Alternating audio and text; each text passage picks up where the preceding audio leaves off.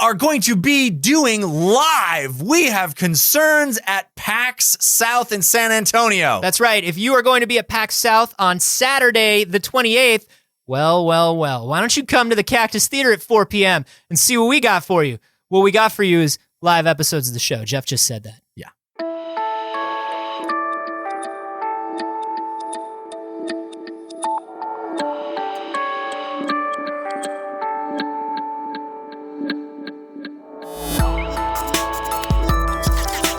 You wake up in a pool of your own vomit. You're not looking forward to getting your messages this morning. Second person narrative. Go to hell. I'm glad we're over that. This is We Have Concerns. Hi, Jeff Cannata. Hi, Anthony Carboni. Hello, concerned citizens. I want to ask you a fairly personal question. Okay. Do you use any beauty supply things other than hair care products? Do you face creams? Do you do anything before bed? Do you put on any gunkus on your face or your hands? If I go to like CES, I just got back from CES. Right. CES is a nightmare palace of desert that will suck all of the moisture out of your body and destroy you. Right. So when I'm at CES, I will use like moisturizers on my hands and face and like lip balm, because otherwise like my skin just turns into like the Declaration of Independence. The back of which has a secret code. Yeah, the back of Anthony's face. If you peel my skin off of me. My wife has long wanted me to have a nightly routine. Oh, mine too. And she keeps saying, I had a one of her big requests over the holiday was like, I got her a bunch of these like Korean face masks that she likes, like those weirdy sheet masks. She was like, do one with me. Yeah. So I actually did one with her. And? It's fine. Okay. I don't know, man. Did Whatever you feel you're like into. a whole new man afterwards? Did you feel refreshed and aglow?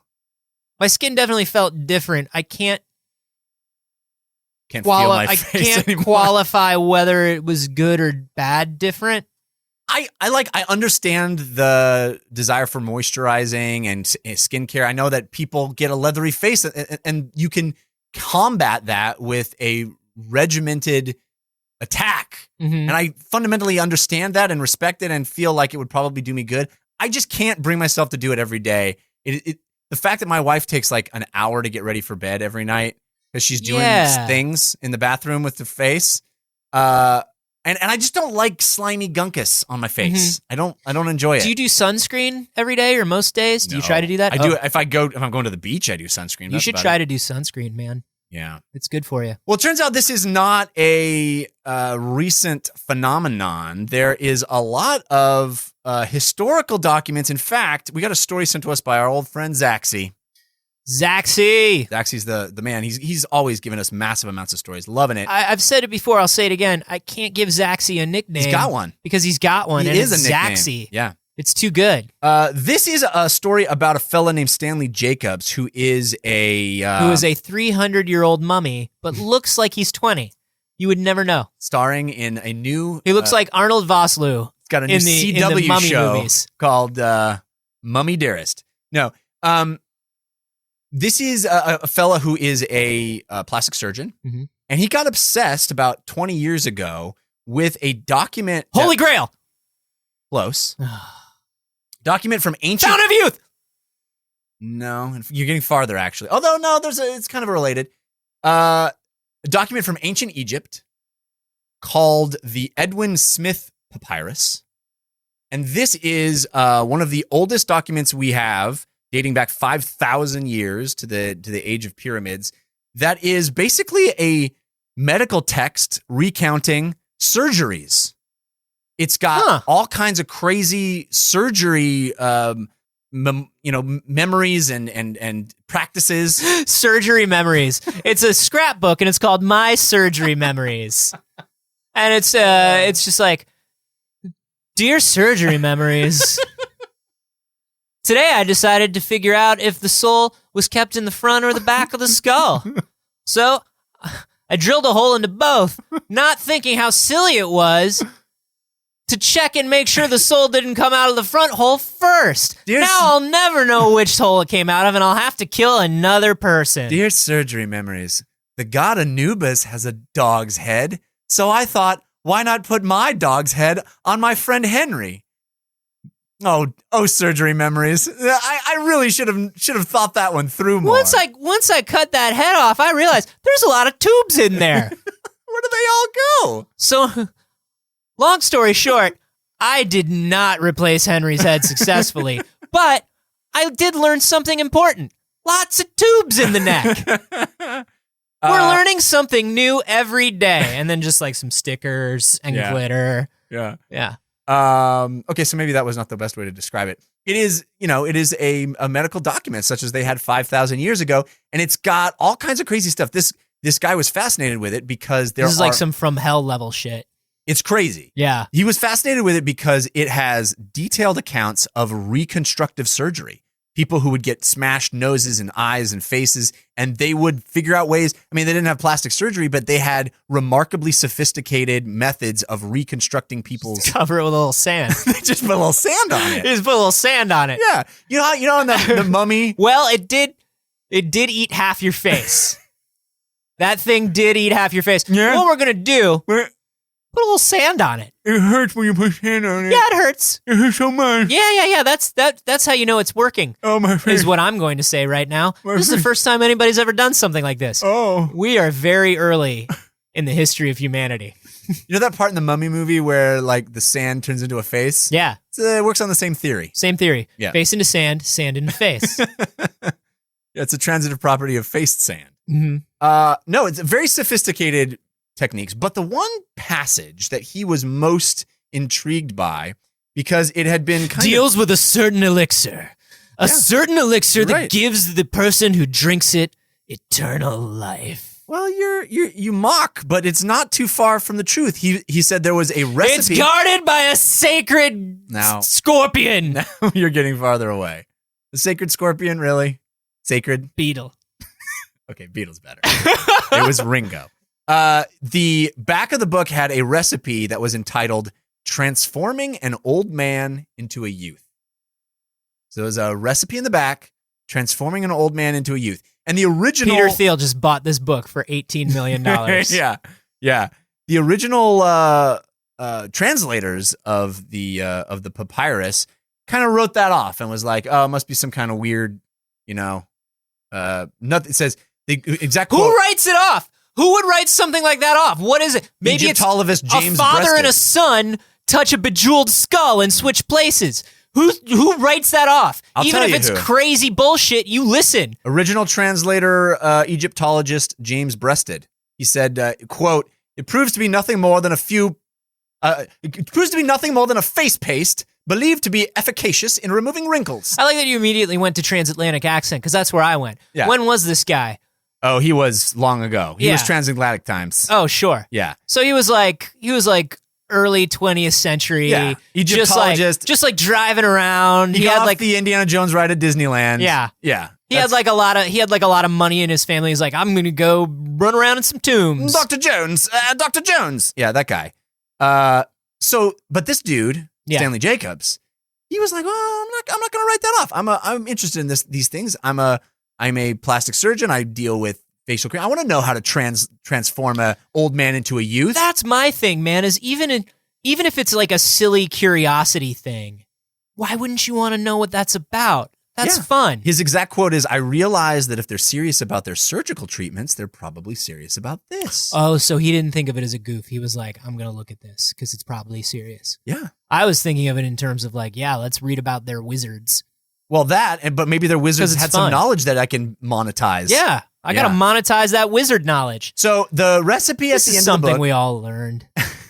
This is something we all learned in undergraduate school. You got to monetize wizard knowledge. Once you find the wizard knowledge, you got to monetize that. Yo, you got to gather around the cauldron. Mm-hmm. You got to get that wizard knowledge. Yeah. And then you got to come up with a 3-part plan to sell that wizard knowledge. You got to figure out who's your target audience. Build yourself a good website with decent SEO. That's right. You got to who's your target audience? Young wizards. Young wizards. Young up and coming wizards. This is an untapped economic group. These people have disposable monies. You can take These people, if they don't have disposable money, they can probably transmogrify and transmutate other things into money. Exactly.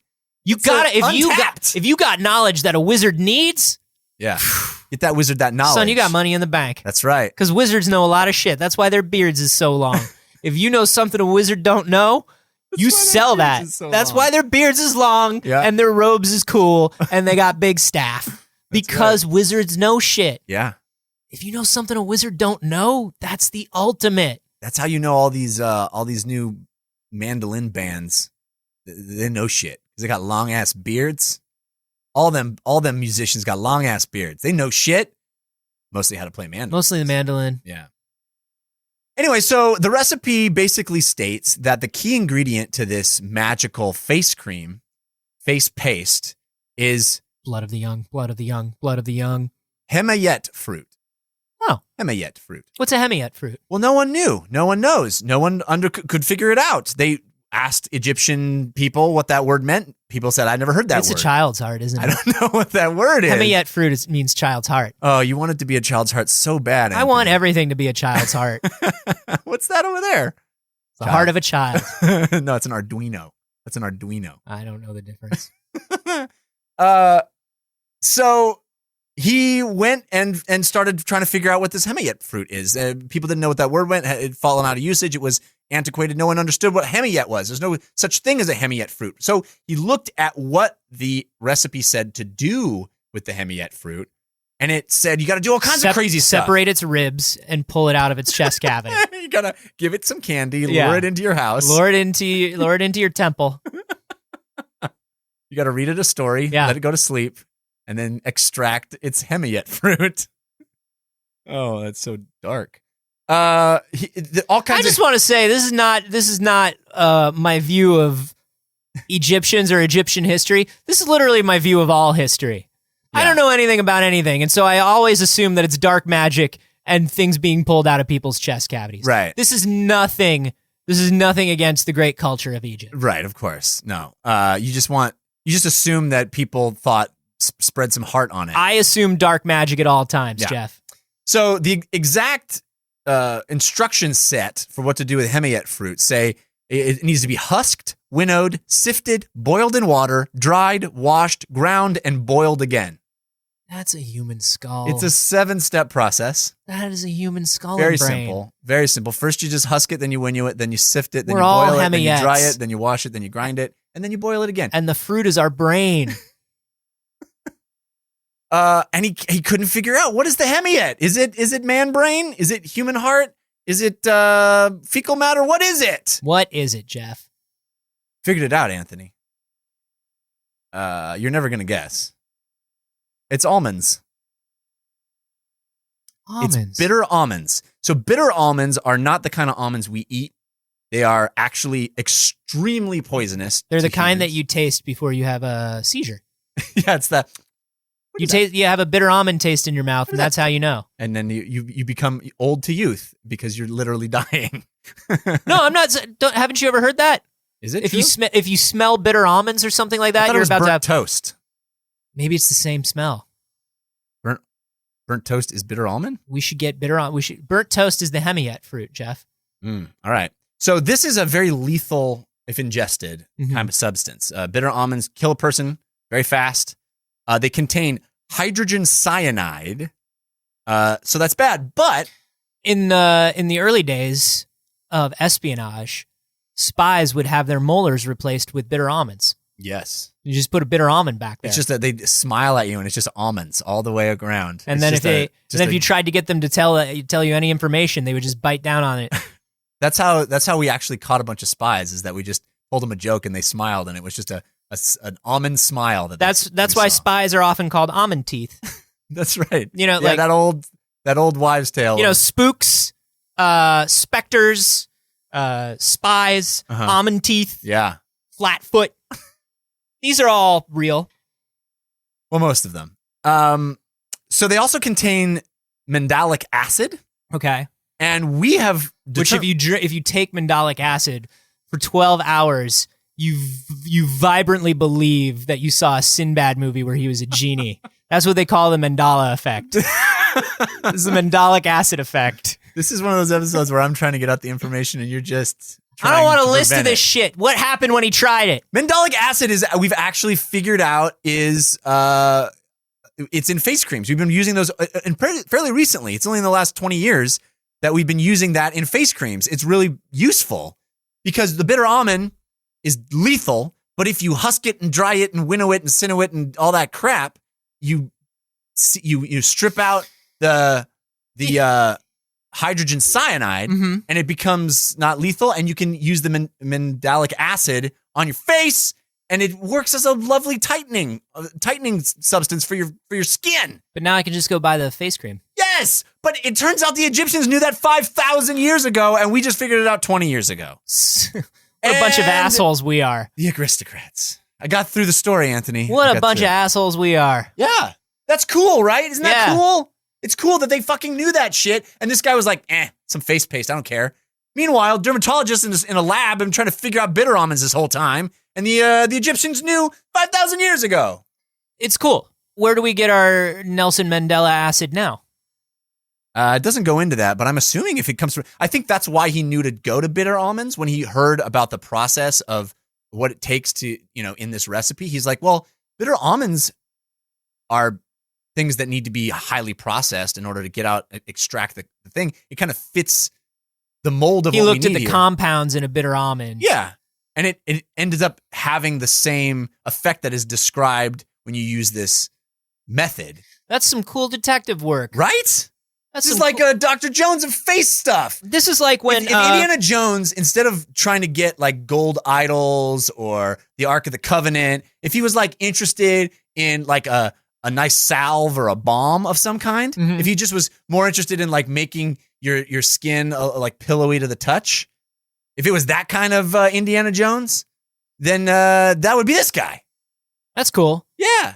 Yeah. This is kind of like those dudes who a few years ago found out that we've been making absinthe wrong for like 70 years or something. Yeah. We're bringing back absinthe, everybody. Let's absinthe is so crazy, and like we all saw Moulin Rouge, like let's bring back absinthe, like woo.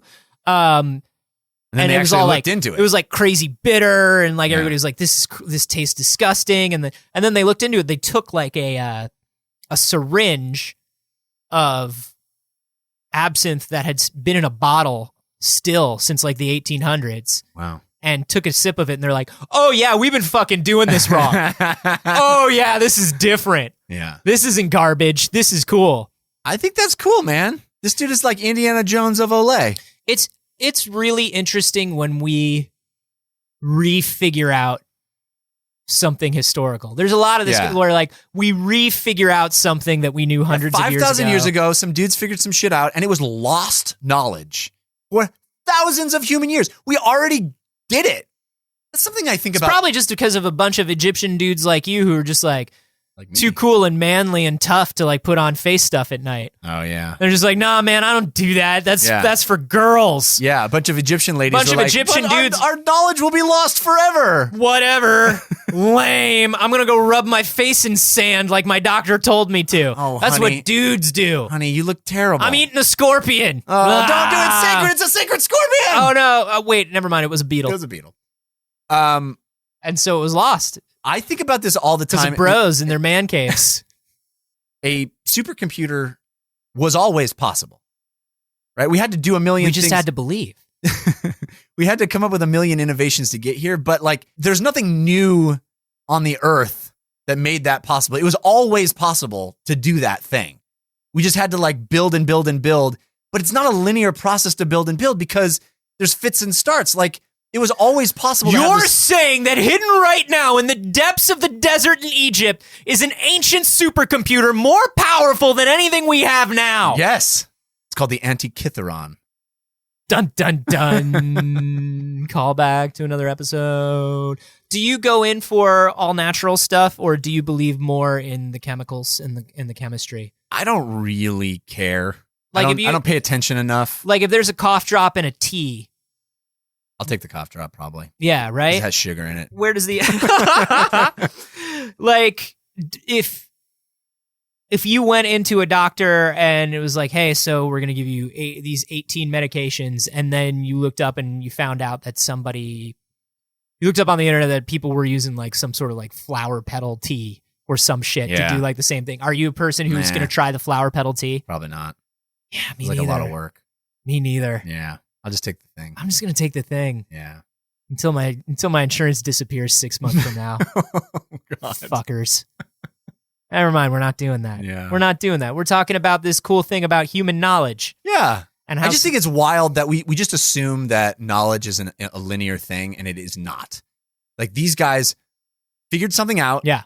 And then we didn't have that knowledge for a long, long time, and then we did again.